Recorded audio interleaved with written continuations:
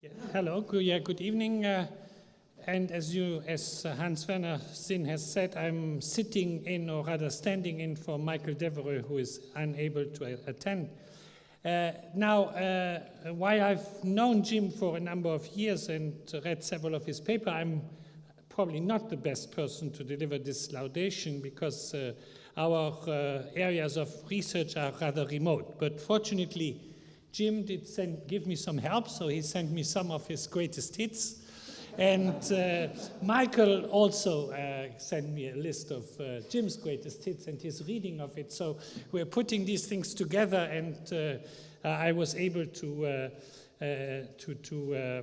come up with a laudation which hopefully gives proper credit to Jim's performance. Hans-Werner already mentioned many things about his background. I should just add that he's a PhD from Harvard and he's professor at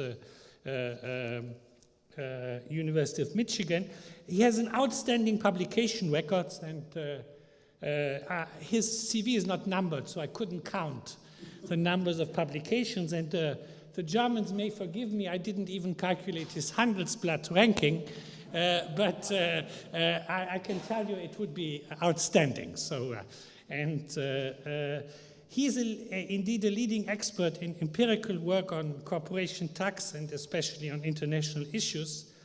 But his research has also covered wider ground in public economics, and I think he has even done some theory, and I think we all know his survey with Alan Auerbach in the Handbook of Public Economics, which I teach to my students and which I've always considered as the perfect survey. So I was always impressed how two people could have the time and the energy to write such a complete survey. He has made significant contributions to conceptual issues, but also to policy design. And one of the important aspects is that he is a professor of law and as well as economics. And since international taxation involves many technical issues, his knowledge of the legal aspects is very important. So there are many underlying problems with where the theory can only go as far, and so it's very important to look at the properties of various real-world schedules, and that requires a good knowledge of the legal aspects. And there are very few people who have this, and I think Jim is probably the best person who has the combination of these two skills. And now let me talk about his research. Of course, in 10 minutes, of which I have also already used up a part, I can't be exhaustive.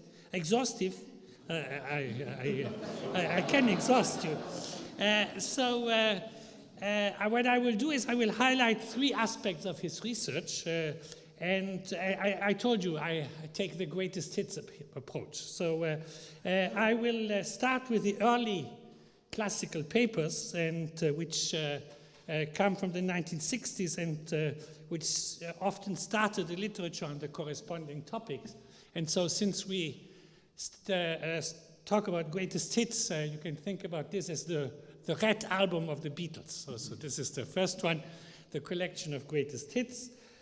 He has then, the second part is the pioneer work with Mihir Densai and Fritz Foley on microdata from the Bureau of Economic Affairs, and which led to a series of papers on multinational companies. And so this would be the Blue Album, the second part. And then there's I will briefly mention his contributions to the policy debate. Where the Beatles only have 2 albums of greatest hits, but we can say that this is the soundtrack of the movie Help. So this is the proper interpretation. And now let me talk about his highlights, his early papers. And so I will just give 3 examples from papers from the mid-90s, which all contain original empirical work on issues like tax competition, profit sharing, and location of investments. And they were pretty much the first serious empirical papers on these issues. In particular, there's the paper with Ann Case and Harvey Rosen which is essentially the first serious test of tax competition, so of the independence in policy between jurisdiction, and he tests this on US state governments, but this has since been applied to many other contexts, and so the basic idea was just to estimate directly the effect of the policy of one jurisdiction on the policy of the other jurisdiction. Second is the notion of tax havens, on which he has worked a lot. Besides the paper I mentioned now, it has been followed up by a recent paper in the Journal of Economic Perspectives. And his paper with Eric Rice in the QJE was the first to estimate the extent of profit shifting by multinational companies. And so it's profit shifting between countries to avoid taxes, which is a big problem for corporate taxation. And so this paper is one of the, it's an early classical paper on this issue. And even though it works with aggregate data, which is, I guess, today not considered state of the art anymore, it was really the first paper in the literature to draw the attention on the role of tax havens.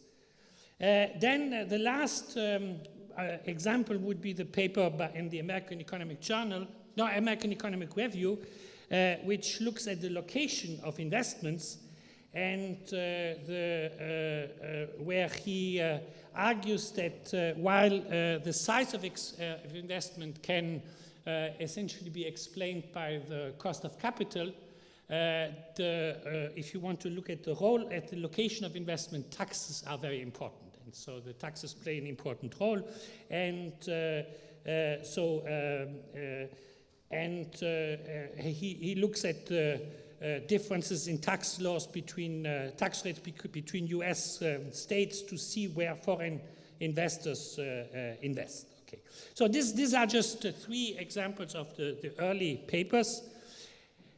Then I would like to talk about the second series, which are the series of papers with Mihir Den, Fritz Forley, and Jim Hines, which I call DFH, which appeared started around 2004, and which were published in a whole lot of good journals, like the Journals of Finance, the Journal of Public Economics, and so on. And they had access to data from the Bureau of Economic Affairs, which are otherwise confidential, and so they were the first ones to use microdata on the affiliates of US multinational companies, and to treat all kinds of issues based on this. And so, of course, you can say they had an unfair advantage over their competitors in the sense that they had the better data, but when you look at the paper, you can see that they made a lot of their unfair advantage, and they used it well. So they did a lot of interesting things with it. And so let me just mention a few things they looked at. There is the one paper which looks at the issue whether outbound investment has detrimental effects on domestic investment, so whether they are substitutes, in which they conclude that this is not the case. The other, they look at the question of which firm use tax havens. In another paper, they look at the financial arrangements between firms, between affiliates of a multinational firm. So the idea is that multinational corporations essentially set up their own system of credit markets. And so to avoid credit constraints of affiliates which are located in countries where credit markets are not well organized, some firms may lend to other affiliates, okay, which makes perfect sense. So this allows to avoid credit market constraints. But what they show is that, of course, this interferes also with the incentives provided by the tax system, because the tax system itself gives strong incentives that firms from low tax countries lend to affiliates from higher tax countries to shift profit, And so in this paper, they look at the interaction between the two. Finally, last point, and so I will finish on that, is the influence on the policy debate. And on this, I will just give one example, which is based on the paper from with Jim and Mihir Desai, evaluating international tax reform in the National Tax Journal, in which they introduced the notion of capital ownership neutrality, which is very interesting, because essentially previously the policy was based on the notion of capital export neutrality, which postulated that optimal taxes should not affect the location of economic activity. Now, one way to achieve this is to have a resident-based tax of profits, and which is essentially what is the case in the US right now. Now, what Dempsey and Hines point out is that much of the outwards investment is based on acquisitions.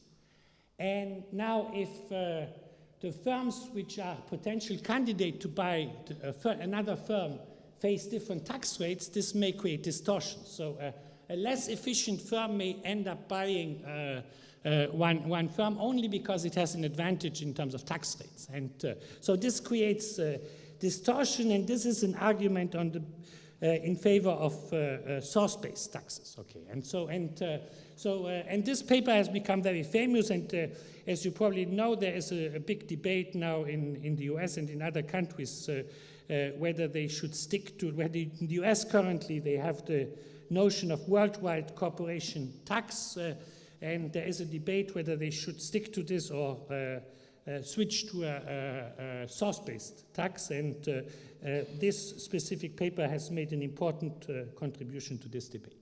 Okay, but I will stop here. So this is just a brief overview of some of the greatest hits, and so now I will turn to Jim for the real thing. Okay.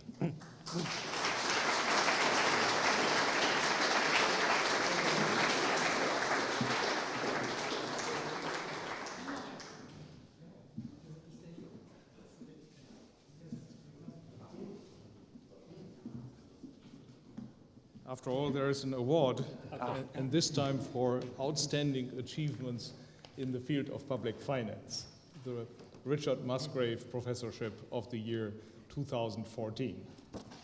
Thanks for being here. Thank you. Thank you. Thank you, Helmut. Thank you.